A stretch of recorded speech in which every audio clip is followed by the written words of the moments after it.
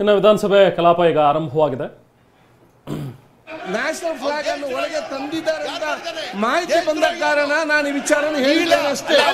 ಇದರ ಬಗ್ಗೆ ಚರ್ಚೆ ಮಾಡಿ.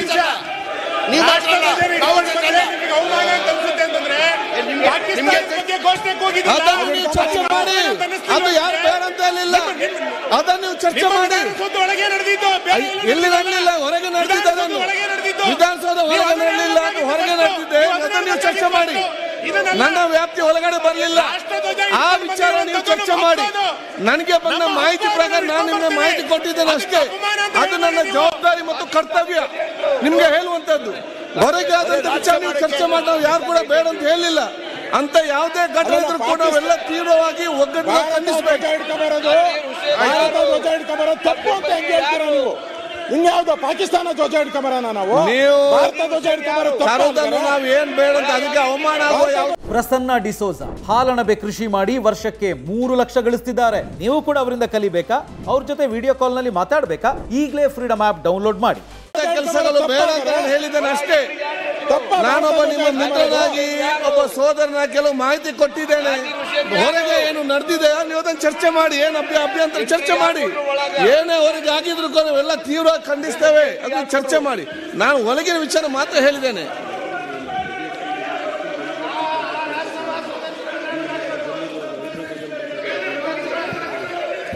ಸನ್ಮಾನ್ಯ ಅಧ್ಯಕ್ಷರೇ, ಈಗ ನಾವು ಬಾವುಟ ಹಿಡ್ಕೊಂಡ್ ಬಂದಿದ್ದೀರಿ ಅಂತ ನಿಮ್ಗೆ ಯಾರು ಹೇಳಿದ್ರು?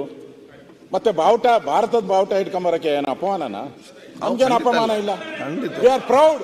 ಅದಕ್ಕೆ ನಿಮ್ಮೆಲ್ಲ ಬಿಟ್ಟಿದ್ದಾರೆ. ಪಾಕಿಸ್ತಾನ ಎಲ್ಲ ಅಧಿಕಾರಿಗಳನ್ನೆಲ್ಲ ಬಿಟ್ಟಿದ್ದಾರೆ. ನೀವು ಹೊರಗಾದಾಗ ನೀವು ಚರ್ಚೆ ಮಾಡಿ. ನೀವು ಹೊರಗಾದಾಗ ನೀವು ಚರ್ಚೆ ಮಾಡಿ. ಪಾಕಿಸ್ತಾನ ಸಪೋರ್ಟ್ ಯಾರು ಬೇಡ ಅಂತ ಹೇಳಿದ್ದಾರೆ ನೀವು ಚರ್ಚೆ ಮಾಡಿ. ತನಿಖೆ ಆಗಲಿ, ಕ್ರಮ ಕೈಗೊಳ್ಳಿ. ನಾವು ಕೂಡ ಹೇಳಿದಷ್ಟೇ. ಏನಾದ್ರು ಘಟನೆ ನಮ್ಮ ಗಮನಕ್ಕೆ ಯಾವ್ದು ಬಂದಿದೆ, ಸರ್ಕಾರ ತಕ್ಷಣ ತನಿಖೆ ಮಾಡಲಿ. ಯಾರು ಏನು ಆಗಿದ್ದಲ್ಲಿ ಕಡಿಮೆ ಆ ದೇಶದ ನಾನು ಈ ವ್ಯಾಪ್ತಿಯಲ್ಲಿ ನಿಮ್ಮ ವಿಚಾರದಿಂದ ಅದನ್ನು ಮಾತ್ರ ನಿಮ್ಗೆ ಹೇಳ್ತಾ ಇದ್ದೇನೆ. ಆಯ್ತು, ನೀವು ಮಾತಾಡಿ. ಪ್ರತಿಪಕ್ಷ ನಾಯಕರು ಮಾತಾಡಿ. ವಿಧಾನಸೌಧದಲ್ಲೇ ಎಲ್ಲೋ ಗಲಿಗಳಲ್ಲೇ ಕೇಳ್ತಾ ಇದ್ರು. ವಿಧಾನಸೌಧದಲ್ಲೇ ಕೇಳುವಂತ ಪರಿಸ್ಥಿತಿ ನಿರ್ಮಾಣ ಆಗಿದೆ. ನಿಮ್ಮ ಸರ್ಕಾರದಲ್ಲಿ ನಿಂತವರು ಜಮೀನು ಈಗ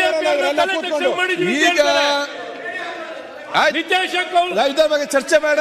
ಬೇಲೂರು ಗೋಪಾಲ್ಗೆ, ಶರದ್ ಗೌಡ, ಆಸಿಫ್ ಸೇಠ್ ಕೂತ್ಕೊಳ್ಳಿ. ಆಯ್ತು, ಈಗ ಕೂತ್ಕೊಳ್ಳಿ. ಅವ್ರು ಮಾತಾಡ್ಲಿ. ಪ್ರತಿಪಕ್ಷ ನಾಯಕರು ಮಾತಾಡಬಾರ್ದ?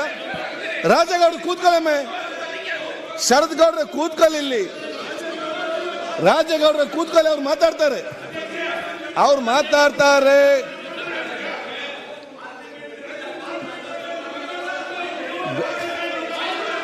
ಬೇಲೂರವ್ರೆ ಆಯ್ತು, ನೀವು ಕೂತ್ಕೊಳ್ಳಿ. ನೀವು ಮಾತಾಡಿ. ಅವ್ರು ಮಾತಾಡಲಿ. ಪಾರ್ಲಿಮೆಂಟ್ ಅಲ್ಲಿ ಯಾರು ಪಾಕಿಸ್ತಾನ ಅಂದಿಲ್ಲ. ಜಮೀರ್ ಇಲ್ಲಂದಿರೋದು ವಿಧಾನಸೌಧದಲ್ಲಿ ಮಂತ್ರಿ ಅವರೇ ನಿಮ್ಗೆ ಬೇಲೂರವ್ರೆ ಕೂತ್ಕೊಳ್ಳಿ.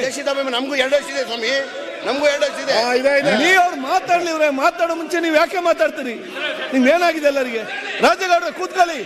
ಬಿಲ್ಲಲ್ಲಿ ಒಂದು ದಿವಸ ಚರ್ಚೆ ಮಾಡುದಿಲ್ಲ. ಸುಮ್ಮನೆ ಮಾತಾಡಿ. ಕೂತ್ಕೊಳ್ಳಿ. ಅಲ್ಲಿ ಕೂತ್ಕೊಳ್ಳಿ. ನೀವಲ್ಲಿ ಮಾತಾಡಲಿ. ಪ್ರತಿಪಕ್ಷ ನಾಯಕರು ಕೂತ್ಕೊಳ್ಳಿ ಅಪ್ಪ.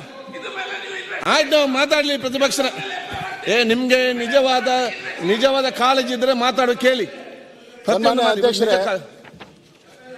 ಕರ್ನಾಟಕದ ಇತಿಹಾಸದಲ್ಲಿ ವಿಧಾನಸಭೆ ಇಷ್ಟು ಅಧಿವೇಶನಗಳು ನಡೆದಿದೆ. 100 ಅಧಿವೇಶನಗಳು ನಡೆದಿದೆ. ಇದು ಕರ್ನಾಟಕದ 7 ಕೋಟಿ ಜನರ ಆತ್ಮ ಇರುವಂತ ಜಾಗ. ಇದು ಕರ್ನಾಟಕದ 7 ಕೋಟಿ ಜನ ಸೇಫೆಸ್ಟ್ ಪ್ಲೇಸ್ ಅಂದ್ರೆ ಇದೆ. ಮತ್ತು ಸಂವಿಧಾನ ಸಂವಿಧಾನ ರಕ್ಷಣೆ ಮಾಡಬೇಕಾಗಿರುವಂತ ಸ್ಥಳ ಇದು.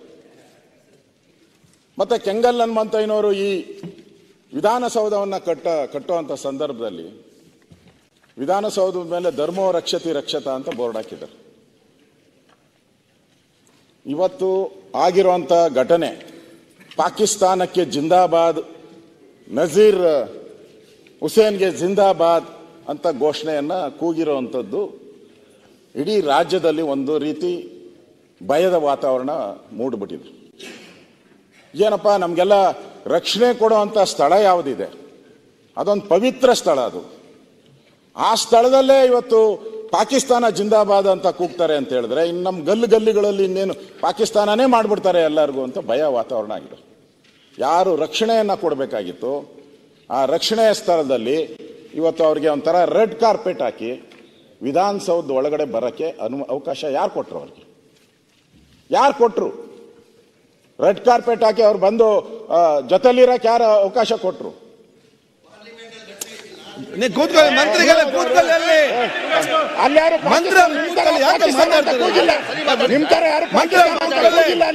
ಮಂತ್ರಿ ಅವರೇ ಪಾಕಿಸ್ತಾನ ಅಂತ ಪಾರ್ಲಿಮೆಂಟ್ ಅಲ್ಲಿ ಯಾರು ಕೂಗಿಲ್ಲ. ಅಶೋಕ್ ಅವರು ಕೂಗಿಲ್ಲ. ಅಲ್ಲಿ ಅಲ್ಲೇ ಹಿಡ್ಕೊಂಡು ಅವ್ರಿಗೆಲ್ಲರಿಗೂ ಚಂದಾಗಿ ರುಬ್ಬಿದ್ರು ಹಿಡ್ಕೊಂಡು.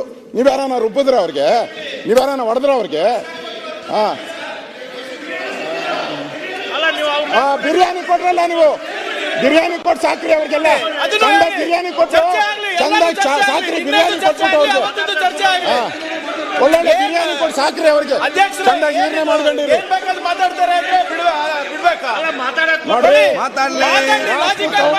ನಾವು ಬಿಡಲ್ಲ, ಯಾವ ಕಾರಣಕ್ಕೂ ಬಿಡಲ್ಲ. ರಾಷ್ಟ್ರಕ್ಕೆ ಅವಮಾನ ಆಗೋದನ್ನ. ಹೌದು, ಮಾತಾಡಿ. ಅವ್ರು ಮಾತಾಡ್ತಾರೆ.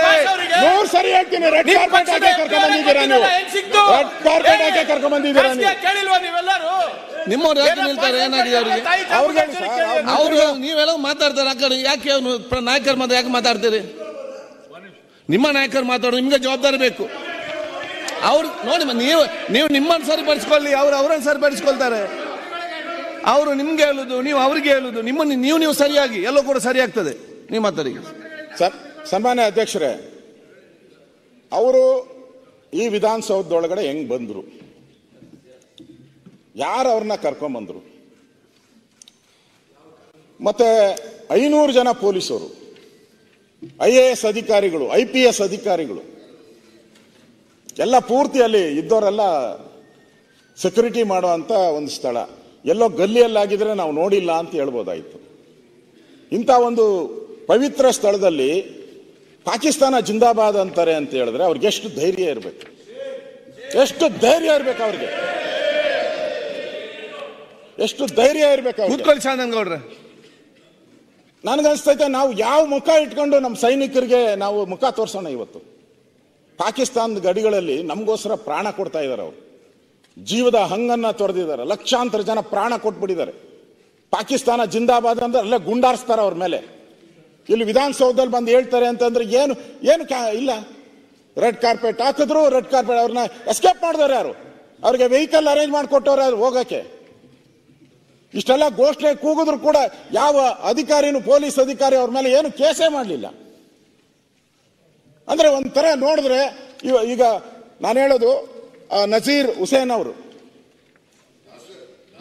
ನಾಸೀರ್ ಹುಸೇನ್, ಸೈಯದ್ ನಾಸೀರ್ ಹುಸೇನ್ ಅವ್ರದ್ದು ಮಾತು ಬೇರೆಯವ್ರದ್ದಾದಾಗ ಬೇರೆ ಚಂದ್ರಶೇಖರ್ ಇದ್ರು, ಇನ್ನೊಬ್ಬರು ಕ್ಯಾಂಡಿಡೇಟ್, ನಿಮ್ಮ ಶಿಷ್ಯ ಅವ್ರದ್ದು ಘೋಷಣೆ ಯಾರು ಕೂಗಿಲ್ಲ. ಬೇರೆ ಇನ್ನು ನಮ್ಮ ಪಾರ್ಟಿಯವ್ರು ಗೆದ್ರು, ನಾವು ಭಾರತ್ ಮಾತಾ ಕಿ ಜೈ ಅಂತಾನೆ ಘೋಷಣೆ ಕೂಗಿದಿರಿ. ಇವ್ರ ಹತ್ರನೇ ಯಾಕೆ ಕೂಗ್ಬೇಕು? ಯಾರು ಕರ್ಕೊಂಬಂದವ್ರು ಇವ್ರನ್ನ? ಹಂಗಾರೆ ಅಷ್ಟು ವೈಫಲ್ಯನ ಪೊಲೀಸು ಕಾನೂನು ಸುವ್ಯವಸ್ಥೆ ರಾಜ್ಯದಲ್ಲಿ ಇದೆಯಾ? ರಾಜ್ಯದಲ್ಲಿ ಹಾಳಾಗೋಗಿರೋದಕ್ಕೆ ನಾನು ಹೇಳ್ತಾ ಇರೋದು. ಇಷ್ಟು ಜನ ಪೊಲೀಸು, ಇಷ್ಟು ಜನ ಅಧಿಕಾರಿಗಳು ಎಲ್ಲ ಇದ್ದು ಬಂದು ಕರ್ನಾಟಕದ ಆತ್ಮ, 7.5 ಕೋಟಿ ಜನರ ಆತ್ಮ ಇರುವಂತ ಈ ಒಂದು ವಿಧಾನಸೌಧದಲ್ಲಿ ಪಾಕಿಸ್ತಾನ ಕಟ್ತಾರೆ. ಇನ್ನೇನು ಸೇಫ್ಟಿ ಇದೆ ನಮ್ಗೆ? ಇನ್ನೆಲ್ಲಿ ಸೇಫ್ಟಿ ಇದೆ? ಪಾರ್ಲಿಮೆಂಟ್ ಅಲ್ಲಿ ಯಾರು ಪಾಕಿಸ್ತಾನ ಜಿಂದಾಬಾದ್ ಅಂತ ಕೂಗಿಲ್ಲ, ಯಾರು ಕೂಗಿಲ್ಲ. ನೀವು ಕೂಗ್ಬೋದು ಅಷ್ಟೇ, ಅವ್ರನ್ನ ನೀವು ಕೂಗ್ಬೋದು ಅಷ್ಟೇ. ಅವ್ರು ಮಾತಾಡ್ತಾರೆ, ಅವ್ರು ನೋಡಿ ಮಾರ ನೀವು ಅವ್ರು ನೀವು ಅವನು ಕೂತ್ಕೊಳ್ಳಿ. ನಿಮಗೆ ಸಮರ್ಥನೆ ಮಾಡ್ತೀರಿ.